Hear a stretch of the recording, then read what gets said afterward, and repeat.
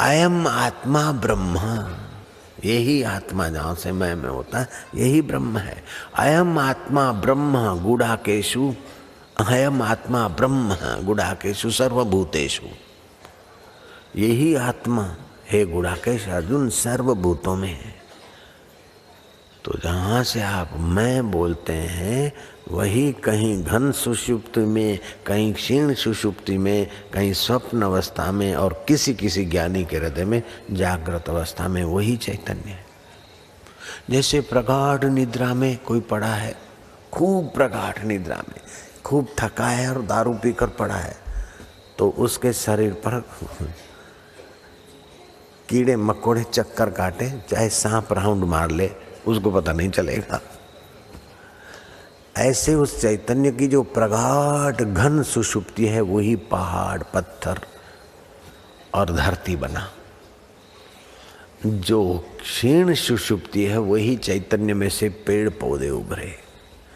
पेड़ पौधों को भी इतना दुख नहीं होता, लेकिन जैसे आपका एक रोम अथवा बाल किसी ने नोच लिया तो हल्का सा पता, ऐसे ही पेड़ पौधों को हल्का सा सुख दुख होता है। बाकी जो जीव जंतु मनुष्य है उनकी स्वप्न अवस्था है। शरीर को हिस्स को मैं मारने और जगाते स्वप्न देख रहे। वो स्वप्न बीत गया कि हम बच्चे थे, 2 साल पहले ही फलाना दुख था, वो स्वप्न हो गया। सुख था स्वप्न हो गया। होली की शिविर में जाएंगे जाएंगे जाएंगे बोलते थे, वो स्वप्न हो गया। आ गए वो भी स्वप्न हो गया। आज पूनम है वो भी अभी स्वप्न हो गया। अभी बापूजी रंग छाटेंगे वो भी स्वप्न हो गया, रंग छटवा लिया। पूनम का दिन पूरा हो गया, आज धुलेटी है। तब धुलेटी अभी लग रही है, लेकिन देखते देखते वो भी सपने में सरक जाएगी।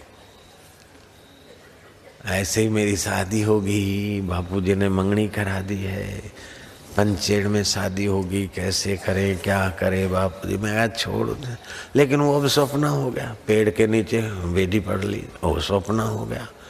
किसी होटल में करते हैं 5 स्टार में, तभी भी सपना हो जाता। अब सपने को याद करके कोई दुखी हो गए, कोई मजा लेके, हाँ हमने तो 5 स्टार में होटल में शादी कराई। कोई बोले कि अरे हम तो गरीबी ढंग से हमारी शादी हुई। कोई बोले नहीं हमने तो सात्विक शादी की। तो सपने में जिसकी जैसी भावना जैसी कल्पना है वैसा सुख दुख बन जाता है उसका। लेकिन जो जाग जाए कि ये सब मन की कल्पना है कि अच्छा हुआ, ये बुरा हुआ, हमने ऐसा किया, ऐसा था, ऐसा हुआ, ऐसा हो रहा है, लेकिन ये सब सपना है। इसको देखने वाला सच्चिदानंद अपना है, ऐसा ज्ञान हो जाए, उसमें टिकने का अभ्यास हो जाए तो पार हो जाएगा। टिकने के अभ्यास में ध्यान नहीं देते, इसीलिए गुरुओं को मेहनत बहुत करनी पड़ती है और अपना समय बहुत जाता है। टिकने के लिए अगर दृढ़ हो जाए तो कोई ज्यादा समय नहीं लगे। इसमें सजगता चाहिए।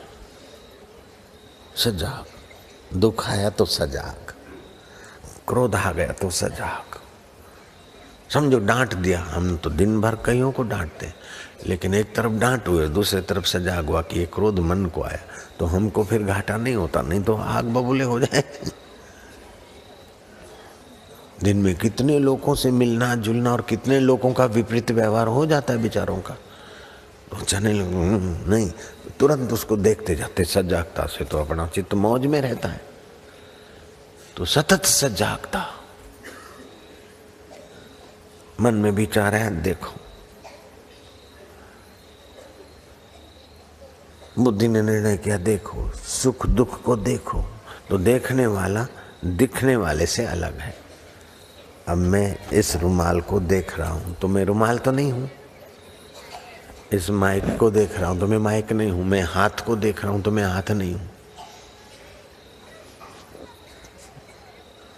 मैं सिर को देख रहा हूं तो मैं सिर नहीं।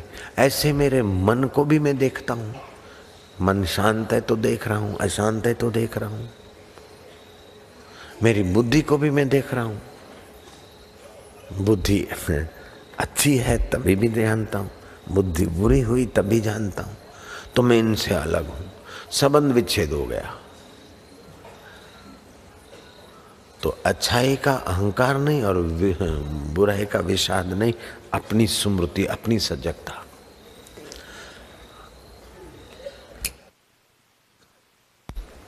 तो जैसे विस्मृति, अपनी विस्मृति और देह अभिमान और विकारी सुख भोगने की पुरानी आदत है, ऐसे अपना सच्चा सुख में विश्राम करने का और सजगता का अभ्यास इतना चाहिए। जितना गैर रास्ते, गलत रास्ते गाड़ी चली गई, उतना ही वापस आना पड़ेगा ना। अब कोई ही 3 किलोमीटर की स्पीड से आए तो उसे उतना समय लगेगा, और कोई 30 किलोमीटर की स्पीड से आए तो 10वां ऐसा समय लगेगा, और कोई 300 किलोमीटर की स्पीड से वापस आए तो और जल्दी आ जाएगा। लेकिन आना पड़ेगा, ये बात पक्की है। वो अपने परमात्मा स्वभाव में, अपने ईश्वरीय सुख में आना पड़ेगा, नहीं तो भटकता रहेगा।